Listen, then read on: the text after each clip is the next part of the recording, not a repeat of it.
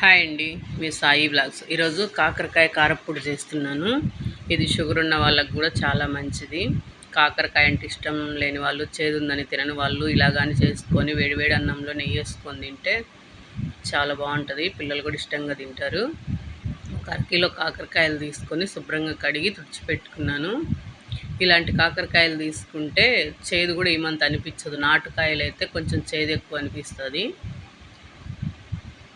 కాకరకాయలు అటు ఇటు చివర్లో కట్ చేసి రౌండ్గా ముక్కలుగా కట్ చేసుకోవాలి. ఇవి పలచాంగా కట్ చేసుకుంటే త్వరగా ఎండుతాయి. అని ఇలా రౌండ్గా ముక్కలుగా కట్ చేసుకోవాలి. ఇవి ముక్కలుగా కట్ చేసుకొని ఎండలో ఒక రోజంతా ఎండబెట్టుకొని తర్వాత ఫ్రై చేసుకుంటే ఆయిల్ తక్కువ పీల్చింది. ఇలాగే పచ్చిగానే ఆయిల్లో వేసుకుంటే ఆయిల్ చాలా ఎక్కువగా పీల్చింది. అన్నీ ఇలా రౌండ్గా కట్ చేసుకొని చూడండి, అన్ని పలసంగా కట్ చేశాను చూడండి. ఇట్లా ఉంటే త్వరగా ఎండుతాయి. ఇవి పచ్చివే తినొచ్చు షుగర్ ఉన్నవాళ్ళు. షుగర్ ఉన్నవాళ్ళు రోజు 2-3 ముక్కలు ఇలా కట్ చేసుకొని తిన్నా షుగర్ కంట్రోల్లోకి వస్తుంది. అన్నీ ఇలా పలచంగా ఒక న్యూస్ పేపర్ మీద కానీ క్లాత్ పైన కానీ ఏదో దానిపైన వేసి మొత్తం పలసాగా స్ప్రెడ్ చేసుకొని ఎండబెట్టుకోవాలి.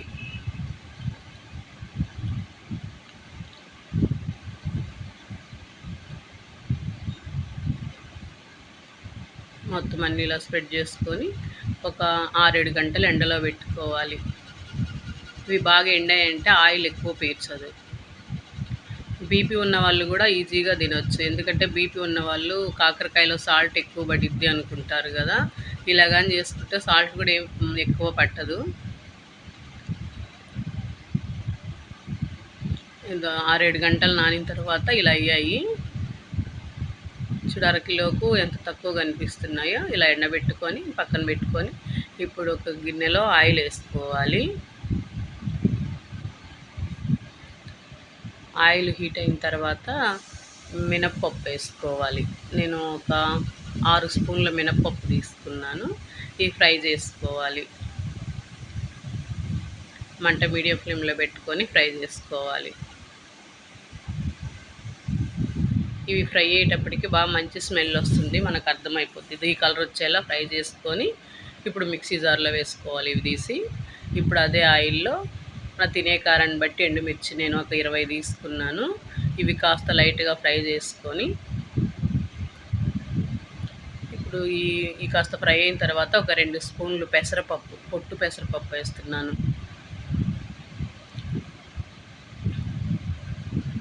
పొట్టు పెసరపప్పు వేసిన తర్వాత కాస్త కలుపుకొని 1.5 స్పూన్ ధనియాలు వేసుకొని అవి కూడా కొంచెం అట్లా లైట్గా ఫ్రై చేసుకోవాలి.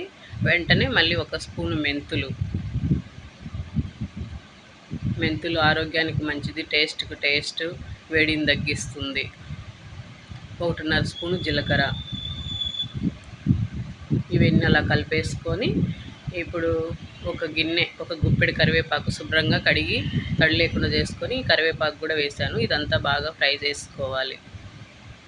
ఇదంతా మంట సిమ్లో పెట్టుకొని చేసుకోవాలి. ఇవన్నీ ఫ్రై అయిపోయిన తర్వాత లాస్ట్లో ఒక చిన్న నిమ్మకాయ సైజ్ అంత చింతపండు, అది కూడా ఇలా విడదీసి వేసుకోవాలి. పులుపు ఎక్కువ కావాలి అనుకుంటే ఇంకాస్త ఎక్కువ వేసుకోవచ్చు. అవన్నీ అలా కలిపేసుకున్న తర్వాత స్టవ్ ఆపేసుకొని చల్లార్చుకోవాలి. ఆ వేడికే చింతపండు కూడా గట్టిపడిపోతుంది. మొత్తం ఇలా కలిపేసుకొని పూర్తిగా చల్లార్చుకోవాలి. ఇప్పుడు మినపప్పు మిక్సీలో వేసుకున్నాం కదా, అదే మిక్సీ జార్లో ఈ మిరపకాయలు, కరివేపాకు ఇవి కూడా వేసేసి పక్కన పెట్టుకోవాలి.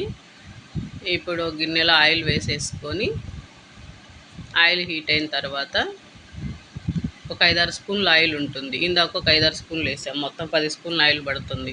ఈ కాకరకాయ ముక్కలు వేసుకొని ఇలా కలుపుకుంటూ వేపుకోవాలి. మంట మీడియం ఫ్లేమ్లో పెట్టుకొని, హైలో పెడితే త్వరగా మాడిపోతాయి. ఇలా కలుపుకుంటూనే వేపుకోవాలి. త్వరగానే వేగిపోతాయి. వేగిపోయాయి చూడండి. ఇప్పుడు స్టవ్ ఆపేసుకోవాలి. ఈ చల్లారేటప్పటికి ఇంకాస్త కలర్ మారిపోతాయి. అంత ఒక 2-3 నిమిషాలకే ఫ్రై అయిపోతాయి. వీటిని పూర్తిగా చల్లార్చుకోవాలి.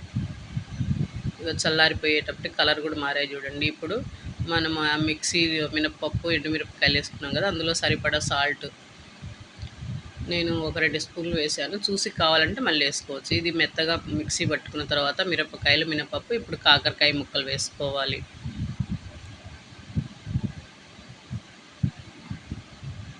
ఈ కారప్పొడి ఇడ్లీలోకి, అన్నంలోకి చాలా బాగుంటుంది. కాకరకాయ ముక్కలు చూడండి ఎలా క్రిస్పీగా ఫ్రై అయ్యాయి. ఇప్పుడు 2 వెల్లుల్లి గడ్డలు ఇలా ఒలుచుకొని పొట్టేం తీయాల్సిన అవసరం లేదు, అవి వేసేసి మిక్సీ పట్టుకోవాలి. అంతేనండి, కాకరకాయ పొడి రెడీ అయిపోయింది. ఇది మనం ఒక గిన్నెలోకి తీసుకొని ఇప్పుడు కాస్త వేడిగా ఉంటుంది కదా, ఇదంతా ఒకసారి బాగా కలిపేసుకొని చల్లారిన తర్వాత ఒక డబ్బాలోకి ఎత్తి పెట్టుకుంటే మనం ఎప్పుడు కావాలంటే అప్పుడు అన్నంలోకి, ఇడ్లీలోకి చాలా అంటే చాలా బాగుంటుంది. ఇది ఆరోగ్యానికి కూడా మంచిదే కదా. పిల్లలు కాకరకాయ అంటే ఇష్టం లేని వాళ్ళు ఇలా అన్నంలో నెయ్యి వేసి పెడితే బాగా